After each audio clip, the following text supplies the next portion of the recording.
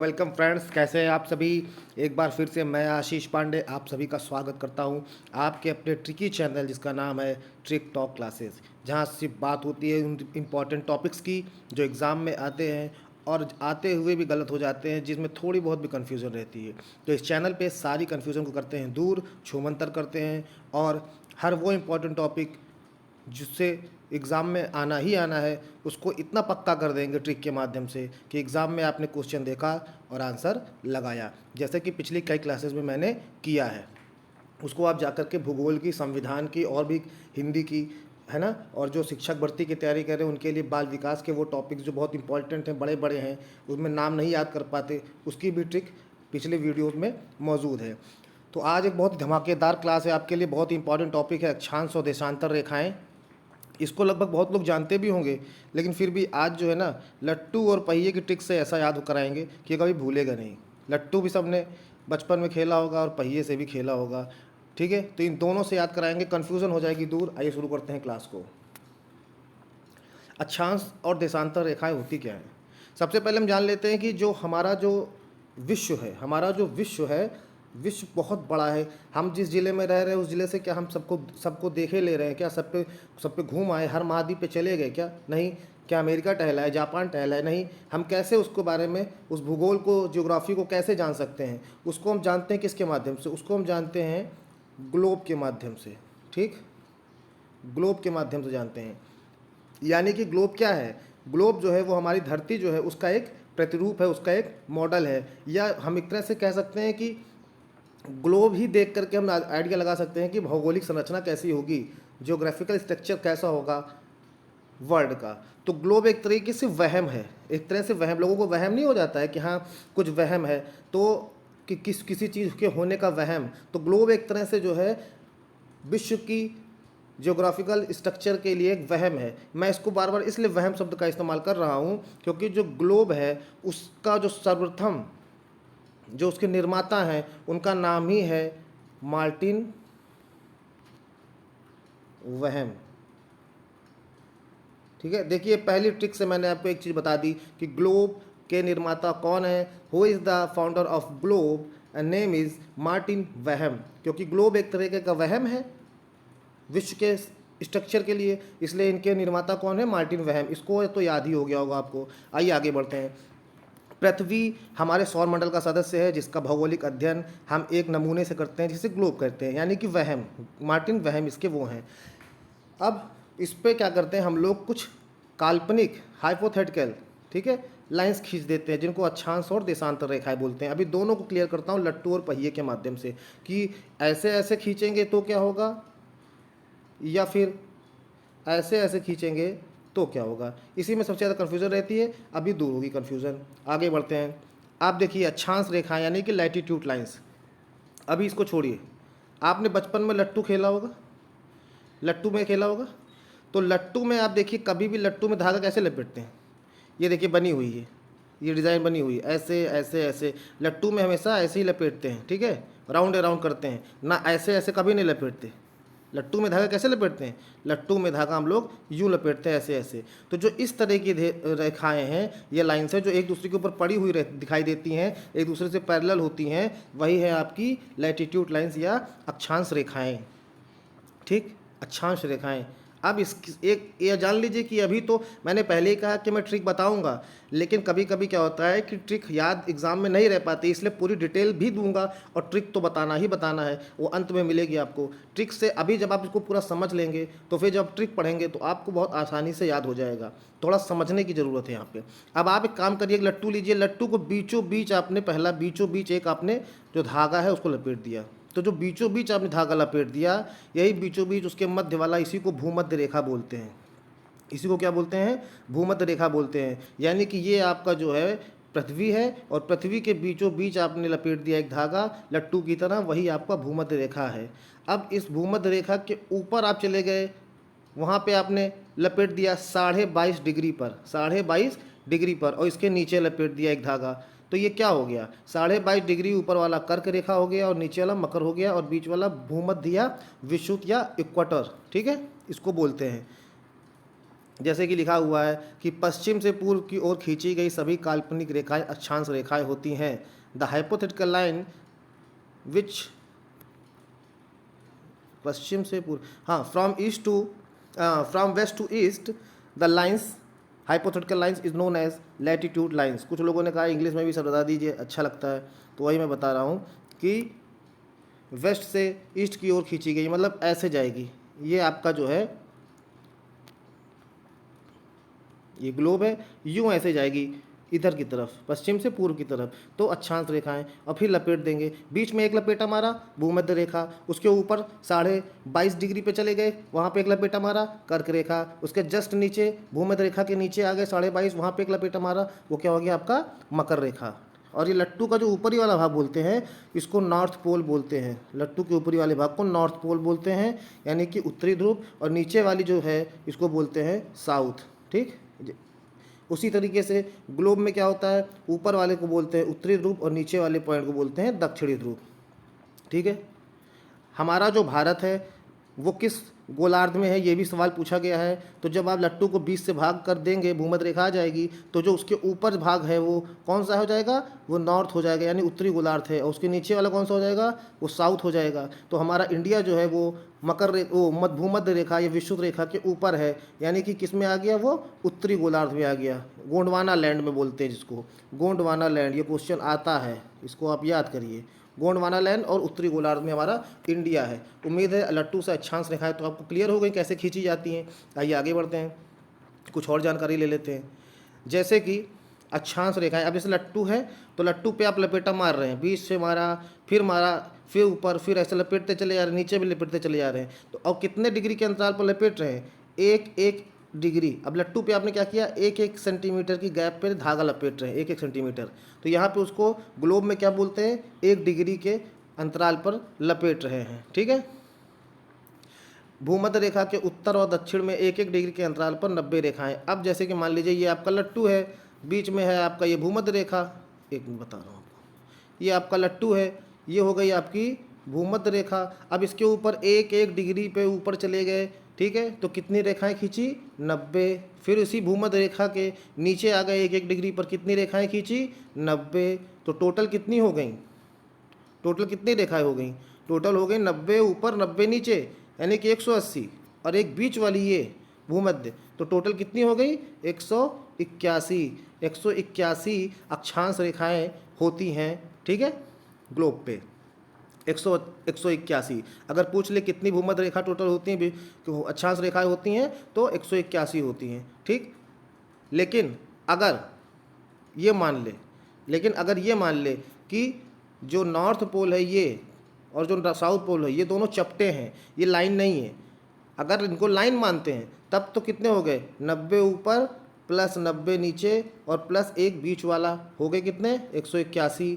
लेकिन अगर हम इनको लाइन ना माने, केवल वो माने कि ऊपर ही सिरा और निचला सिरा लट्टू का चपटा हुआ है, तो वो 2 घटा देना है, यानी कि 181 में से 2 घटा देंगे तो कितना आ जाएगा, 179 आ जाएगा। ठीक, इसको आप ध्यान रखिएगा। अगर पूछता है कि अक्षांश रेखाएं कितनी हैं कुल, तो आपको 181 लगाना है। अगर ये पूछता है कि अगर नॉर्थ पोल और साउथ पोल को चपटा मान लिया जाए, उनको लाइन ना माना जाए, तो कितनी है, तब आपको 179 179 मारना है। ठीक है, अब आंसर अब आप देख लीजिए, लट्टू है, इस लट्टू पे आप एक रेखा खींचेंगे, फिर 1 डिग्री के बाद एक और खींचेंगे, फिर 1 डिग्री के बाद एक और खींचेंगे। तो जितनी भी रेखाएं आप खींच रहे हैं इस तरह से, जितनी बार धागा लपेट रहे हैं, हर धागे की जो बीच की दूरी होगी वो 111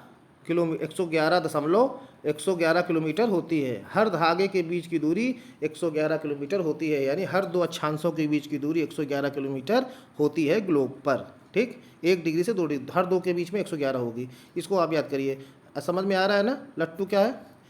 उसके बाद मैं आपको बताता हूँ भारत की स्थिति क्या है, भारत कहाँ पर है। ये है भारत, ठीक, ये है आपका ग्लोब। ग्लोब के बीचों बीच एक खींच दी गई क्या है, ये है भूमध्य, ये तो बीचों बीच हो गई। ठीक, उसके बाद यहाँ से आप आए 22.5 डिग्री, फिर खींची नीचे ऊपर, नीचे क्या खींची, ये हो गई मकर रेखा, और फिर इसके ऊपर चले गए आप आगे तो ये हो गई कर्क रेखा, जो कि कहाँ से गुजरती है, भारत से गुजरती है। कर्क रेखा भारत को काटती है, कितने राज्यों को, मित्र पर गमछा झाड़, सबने पढ़ा है, पिछली क्लास में मैंने इसके बारे में ट्रिक बताई है, एक ये भी ट्रिक बताई है और एक मगरमच्छ झपटा नाम की एक और ट्रिक है वो भी बताई है। कुल मिला के 8 राज्यों से कर्क रेखा भारत के जाती है। बल्कि मुझे तो सौभाग्य भी प्राप्त हुआ है कर्क रेखा पे जाने का। जब मैं महाकाल के दर्शन करने इंदौर गया था, उज्जैन गया था, तो मुझे रास्ते में, जब मैं अपनी गाड़ी से था तो मुझे रास्ते में वहाँ पे बोर्ड लिखा कि हाँ यहाँ से कर्क रेखा गुजर रही है, और मैं कर्क रेखा पे खड़ा था। ये मेरा सौभाग्य था कि जो मैं पढ़ा रहा हूँ उसको मैंने अनुभव भी उसका कर लिया है। तो आप देखिए भूमध्य रेखा बीचों बीच है, फिर उसके नीचे 22.5 डिग्री आप आ गए मकर, और उसके ऊपर 22.5 कर्क, और कर्क रेखा जो है वो भारत से होकर गुजरती है। क्वेश्चन कई बार पूछा गया है कि भारत की स्थिति भूमध्य रेखा या इक्वेटर या विषुवत रेखा के सापेक्ष में क्या है, तो क्या है, ऊपर की तरफ है, यानी कि उत्तर में है। अगर पूछे कि भारत मकर रेखा के किधर है, तो मकर रेखा के उत्तर है, ठीक है, मकर रेखा के भी उत्तर है, भूमध्य रेखा के भी उत्तर है, अगर पूछता है तो, और पूछा भी है ना। देख लीजिए आप, ये होगी भूमध्य रेखा, ये मकर रेखा। अब भारत की स्थिति क्या है, ऊपर ही तो है दोनों के, इसके भी ऊपर है, इसके भी ऊपर है, और ऊपर को क्या बोलते हैं, सर के ऊपर सीधे, उसको बोलते हैं उत्तर, नॉर्थ। तो क्या स्थिति है भारत की, नॉर्थ, उत्तर में है वो, किसके, भूमध्य और कर्क रेखा, मकर रेखा के, सॉरी, ये देखिए अब यही है, ये हो गया भूमध्य रेखा बीच वाली, ठीक, फिर ऊपर कर्क रेखा 22.5, और फिर ये मकर रेखा, यहाँ पे आपका इंडिया है, ठीक, 23.5 डिग्री अक्षांश रेखा ऊपर और 23.5, ये आपका जो है हो गया। तो 21 जून को जो सूर्य है, अब जो 21 जून को हम लोग का विश्व योग दिवस मनाते हैं ना, 21 जून को विश्व योग दिवस मनाते हैं, तो क्या होता है, 21 जून को विश्व योग दिवस मनाते हैं तो सूर्य कर्क रेखा के एकदम ऊपर होता है। जैसे कि ये कर्क रेखा है, इसके एकदम टॉप पे, यहाँ पे एकदम सूर्य आ जाए, ये यहाँ पे एकदम टॉप पे, जैसे अभी दोपहर में 12 बजते हैं ना, तो सन एकदम ऊपर होता है हम लोगों के, और सबसे ज़्यादा गर्मी पड़ती है, ठीक है। तो जब कर्क रेखा के एकदम टॉप पे होता है सन, तभी क्या कहते हैं, उस दिन उत्तरी गोलार्ध में सबसे बड़ा दिन होता है, और यही है उत्तरी गोलार्ध आपका, भूमध्य रेखा के ऊपर वाला सबसे बड़ा दिन होता है।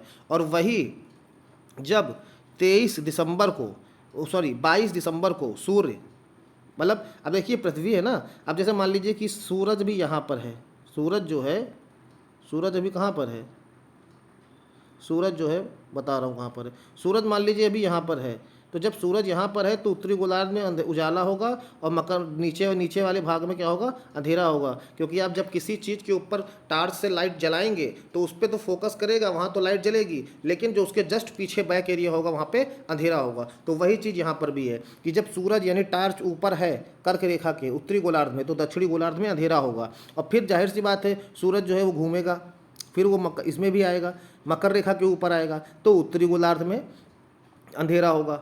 तो जब 22 दिसंबर को जो सूर्य है वो मकर रेखा के एकदम ऊपर होता है, मकर रेखा के एकदम ऊपर होता है, ये है मकर रेखा, इसके ऊपर होता है यहाँ पे, तब दक्षिणी गोलार्ध में सबसे बड़ा दिन होता है, ठीक है ना, समझ में आ रहा है, सबसे बड़ा दिन तब दक्षिणी गोलार्ध में होता है। आगे बढ़ते हैं। अभी तो मैंने आपको अक्षांश बता दिया था कि कितनी है, 181 है, अगर नॉर्थ और साउथ को चपटा माना जाए तो 179 है, लेकिन अभी यहाँ पे क्या है, ये आपको मैंने बता ही दिया, वही चीज़ आ गई फिर से। ये स्थिति मैंने आपको भारत की पहले बता दी कि उत्तर में है भूमध्य और मकर के। अब बात करते हैं किसकी, देशांतर रेखा की। आपने ये फ़ोटो देखी, कुछ याद आया, हाँ भाई, बहुत लोग हैं जो बहुत रईसी से जी रहे हैं, उनकी बात नहीं कर रहा हूँ, जिन्होंने थोड़ा गरीबी में जिया है, जिन्होंने खुशी देखा है, उनको सबको याद आ गया होगा कि बच्चे टायर से कैसे खेलते हैं। तो टायर से जब उस पर आप डंडा मारेंगे तो टायर कैसे भागेगा, ऐसे ही ना भागेगा, ये थोड़ी होगा कि शुद्ध क्या कहते हैं, आपने डंडा मारा और टायर उछल करके गोल गोल घूमने लगा शक्तिमान की तरह, ऐसा नहीं होगा, टायर ज़मीन पर कंटिन्यूसली सीधे की तरफ भागेगा। तो यानी कि अब जो है ये है आपका ग्लोब, ठीक है। अब ग्लोब पे आप यूँ लट्टू पे आप ऐसे लपेटते थे, ठीक है, लेकिन ग्लोब पे आप क्या करेंगे, जैसे पहिया घूमता है यूँ ऐसे लपेटेंगे पहिए की तरह, ठीक है।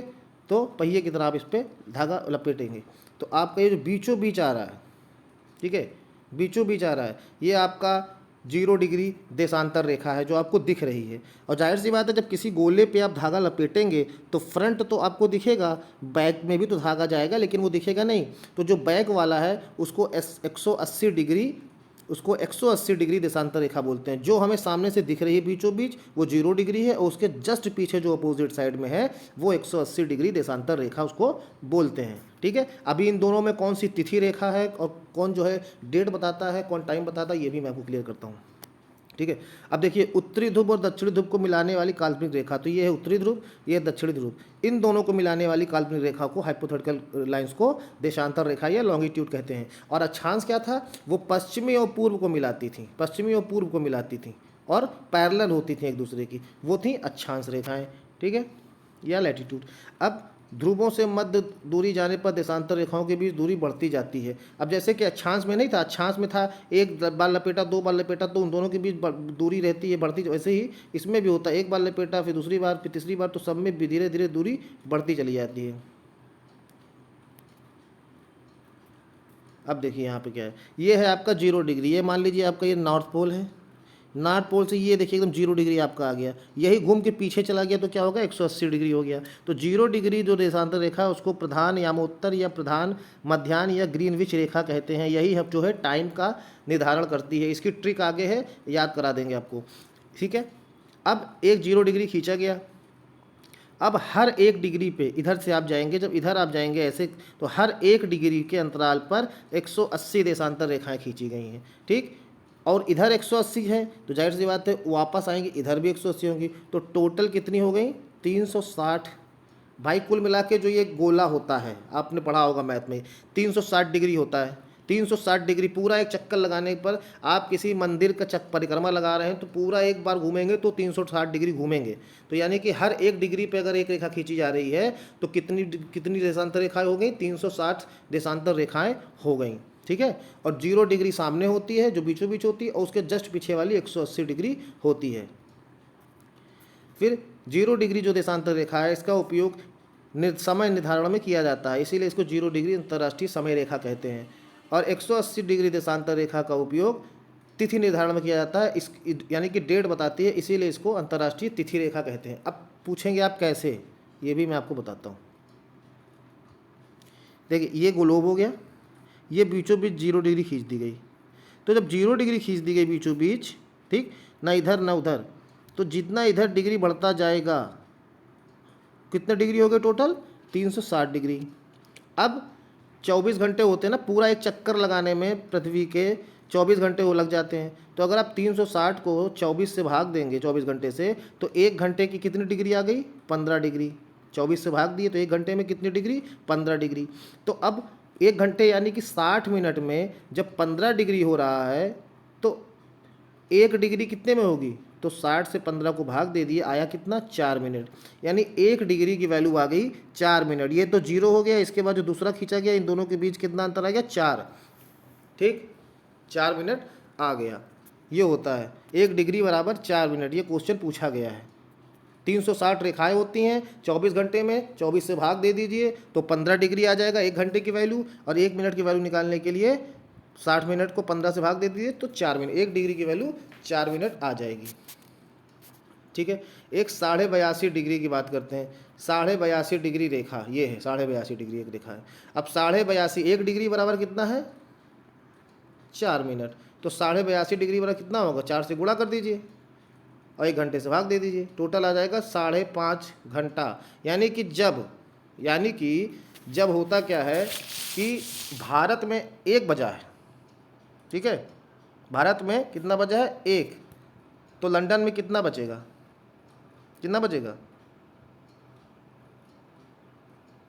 भारत में सॉरी लंदन में 1 बचा है तो भारत में 5.30 मतलब घंटे ये ज़्यादा ही होंगे, यानी कि भारत में बचेगा 6.5 घंटे। यानी कि अगर पूछ ले आपसे कि लंदन में अगर इतना टाइम हो रहा है तो भारत में कितना टाइम होगा, तो उससे 5.5 घंटे ज़्यादा होता है। मतलब लंदन का जो समय है उससे 5.5 घंटा ज़्यादा होता है भारत में। कभी भी सवाल कोई पूछे कि कितना अंतर होता है दोनों के समय में, तो 5.5 घंटे का अंतर होता है। ठीक, अंतर्राष्ट्रीय तिथि रेखा यानी कि 180 देशांतर रेखा। अभी आपको मैंने 0 डिग्री बताई जो फ्रंट पे दिखती है, और जो उसके अपोजिट है वो 180 डिग्री है। 180 डिग्री देशांतर रेखा, ठीक है, को पूर्व की ओर जाने पर, यानी कि जैसे कि ये है, अब उसके पीछे 180 डिग्री है, अब जब उससे हम पूर्व की तरफ आएंगे तो 1 दिन घटेगा, और जब पश्चिम की तरफ जाएंगे तो 1 दिन बढ़ जाता है। एक दिन बढ़ जाता है। कभी भी पूछे कि 180 डिग्री देशांतर रेखा को जब ईस्ट की तरफ जाएंगे पूरा तो एक दिन घट जाएगा, और वेस्ट की तरफ जाएंगे तो एक दिन बढ़ जाएगा। अंतर्राष्ट्रीय तिथि रेखा यानी कि जो 180 डिग्री की रेखा है ये बिल्कुल भी सीधी नहीं है। 0 डिग्री तो बिल्कुल सीधी है, लेकिन अंतर्राष्ट्रीय तिथि रेखा बिल्कुल सीधी नहीं है। ठीक है, इसने कुछ देशों के दिन और समान समय रखने के लिए अपने आप को 4 बार मोड़ा है। 4 बार मोड़ा। ये क्वेश्चन पूछ ले कि 180 डिग्री कितनी बार मुड़ी है, तो 4 बार मुड़ी हुई है। ठीक है, अंतर्राष्ट्रीय तिथि रेखा के प्रशांत महासागर से होकर के खींचा गया है। ठीक है, यहाँ से, और इसके सबसे नज़दीक बेरिंग जल डमरू मध्य आता है। सबसे नज़दीक बेरिंग जल डमरू मध्य आता है, ये इंपॉर्टेंट है। कितनी बार मोड़ा गया? 4 बार। ठीक है, कुछ फैक्ट्स हैं। अफ्रीका की कांगो नदी जो है वो भूमध्य रेखा को 2 बार काटती है। भूमध्य रेखा यानी कि ये है बीचों बीच जो गई है, ठीक, इसको भूमध्य रेखा को कांगो नदी 2 बार काटती है। तो इसकी ट्रिक आप जानिए, कांगो नदी किसको काटती है? भूमध्य को। क्यों? क्योंकि कांगो में का है लेकिन भूमध्य में का नहीं है। रेखाएं कितनी हैं? 3 है ना। कर्क, कौन कौन सी रेखाएं हैं? 3। एक तो है आपकी कर्क, फिर दूसरी है आपकी मकर। तो मकर में भी का है और कर्क में भी का है और कांगो में भी का है, लेकिन कांगो क्या करती है? मकर और कर्क को नहीं काटती। जिसमें का नहीं है शब्द उसी रेखा को काटती है। तो कांगो किसको काटती है? भूमध्य रेखा को काटती है, क्योंकि भूमध्य में का शब्द नहीं है। ठीक, उसके बाद जो लिपोपो नदी है वो मकर रेखा को 2 बार काटती है। लिपोपो नदी मकर रेखा को 2 बार काटती है, लिपोपो नदी। और अफ्रीका जो है इकलौता ऐसा महाद्वीप है जहाँ से तीनों रेखाएं गुजरती है। अफ्रीका एक ऐसा महाद्वीप है जहाँ से तीनों रेखाएं गुजरती हैं। बाकी किसी भी महाद्वीप से तीनों रेखाएं नहीं गुजरती हैं, कहीं 2 कहीं 1, लेकिन अफ्रीका सिर्फ इकलौता महाद्वीप है जहाँ से तीनों रेखाएं गुजरती हैं। ट्रिक जान लेते हैं। जो 82.5 डिग्री रेखा है जो भारत के राज्यों से गुजरती है, और नैनी मिर्ज़ापुर जो इलाहाबाद में, वहाँ इसका हेड है, मेन सेंट्रल पॉइंट है, जिससे भारत के देश की तिथि डेट का, उसका टाइम का निर्धारण करते हैं कि कितना बजा है क्या नहीं है। तो इसके लिए बारे में जो है ये 82.5 डिग्री भारत के राज्यों से गुजरती है। कितने राज्यों से?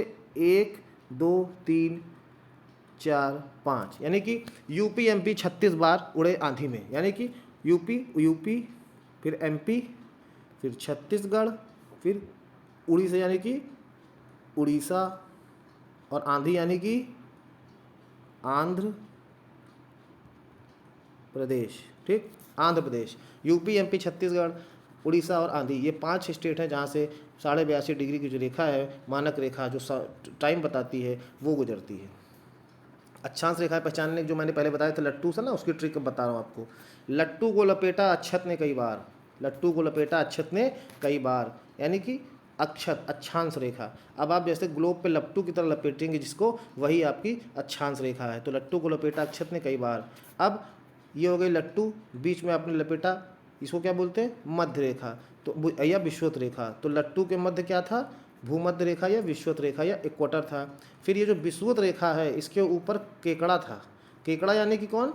कर्क रेखा, स्कॉर्पियन, कर्क रेखा। ठीक है, कि विष के ऊपर केकड़ा थे, यानी कि विषुवत रेखा, भूमध्य रेखा के ऊपर की जो रेखा है उसको कर्क रेखा बोलते हैं, 23.5 डिग्री। उसके बाद विषुवत के नीचे ही क्या था? मगरमच्छ था। विष के नीचे मगरमच्छ था, यानी कि विषुवत रेखा के नीचे की जो रेखा है उसको मकर रेखा बोलते हैं। देशांतर रेखा पहचानने का तरीका क्या है? कि देश के विकास के पहिए चल पड़े। अब भैया पहिया मैंने आपको बताया ना कैसे चलता है, बस वैसे ही आपको किसी भी ग्लोब पे लपेट देना है ऐसे करके, जैसे पहिया घूमता है आगे पीछे ऊपर से नीचे, नॉर्थ से साउथ मिलाना है, ऊपर से नीचे मिला के खींच देना है रेखा, वही आपका देशांतर रेखा है। जो हमको दिख रहा है वो 0 डिग्री, और जो उसके जस्ट पीछे अपोजिट वो 180 डिग्री। अब देखिए आगे वाला पहिया 0 डिग्री जो हमको दिख रहा है, तो आगे वाला पहिया 0 की स्पीड से ग्रीन घास पर टाइम से चलता है। आगे वाला पहिया यानी कि 0 डिग्री जो रेखा है वो ग्रीनविच रेखा बोलते हैं उसको, और क्या बताता है? वो टाइम बताता है। यानी कि आगे वाला पहिया 0 की स्पीड से ग्रीन घास पर टाइम से चलता है, और पीछे वाला पहिया 180 की स्पीड से, यानी कि जो 180 डिग्री यामोत्तर रेखा है वो क्या करता है? अगली डेट पे पहुँचेगा। पीछे वाला पहिया 180 की स्पीड से अगली डेट पर पहुंचेगा, यानी वो क्या बताएगा? वो जो आपको बताएगा अंतर्राष्ट्रीय तिथि रेखा बताएगा, अंतर्राष्ट्रीय तिथि बताएगा। ठीक है, तो ये जो है आपका अक्षांश और देशांतर रेखाएं पहचानने का तरीका जो लट्टू के माध्यम से है वो मैंने आपको बता दिया। ठीक है, और इसमें कोई दिक्कत मेरे ख्याल से अब होनी नहीं चाहिए। सारे क्वेश्चन इसी से आते हैं। कितना ज़्यादा समय है तो 5.5 घंटा पूछ ले, अगर लंदन में और इंडिया के उसमें कितना है तो 5.5 घंटा अंतर है। ठीक, अब एक चीज़ और आप थोड़ा जान लीजिए कि जो वर्ल्ड मैप होता है, वर्ल्ड मैप वो कैसे बनता है। ये देखिए ग्लोब है, इसी पे अक्षांश भी खींच दे रहे हैं, इसी पे देशांतर भी खींचे दे रहे हैं, तो इन्हीं का जो एक मकड़ जाल बन जाता है, इन्हीं का जो मकड़ जाल बन जाता है उसी को हम क्या कहते हैं, प्रक्षेप कहते हैं। इन्हीं का जो मकड़ जाल बन जाता है उसी को प्रक्षेप कहते हैं, और इसी के बेसिस पे वर्ल्ड मैप तैयार होता है। विश्व का जो मैप होता है वो इसी के बेसिस पे तैयार होता है। ठीक, और इस जो वर्ल्ड मैप है, जो इस वर्ल्ड मैप है, इसके निर्माता कौन है? इसके निर्माता का नाम है अनेक्सीमेंडर। आप लिख लीजिएगा, अनेक्सीमेंडर इसके निर्माता हैं वर्ल्ड मैप के, अनेक्सीमेंडर। मतलब अक्षांश और देशांतर रेखाओं के जाल को प्रक्षेप कहते हैं या प्रोजेक्शन कहते हैं, और इसी प्रोजेक्शन के बेसिस पे वर्ल्ड मैप तैयार होता है। और विश्व मानचित्र यानी वर्ल्ड मैप के निर्माता कौन है? अनेक्सीमेंडर। ठीक है, अनेक्सीमेंडर होते हैं। और यह मरकैप्टन एक वैज्ञानिक विधि है, उस पर आधारित है। ठीक है, मरकैप्टन वैज्ञानिक पर उस पर आधारित है। ठीक है, तो ये आपका देशांतर रेखा का सबसे इंपॉर्टेंट पॉइंट है, इससे क्वेश्चन आता जाता है। उम्मीद है आपको अच्छा लगा होगा, समझ में आया होगा। जितना मैंने बताया इससे बाहर एक भी क्वेश्चन नहीं आएगा, इसकी गारंटी है।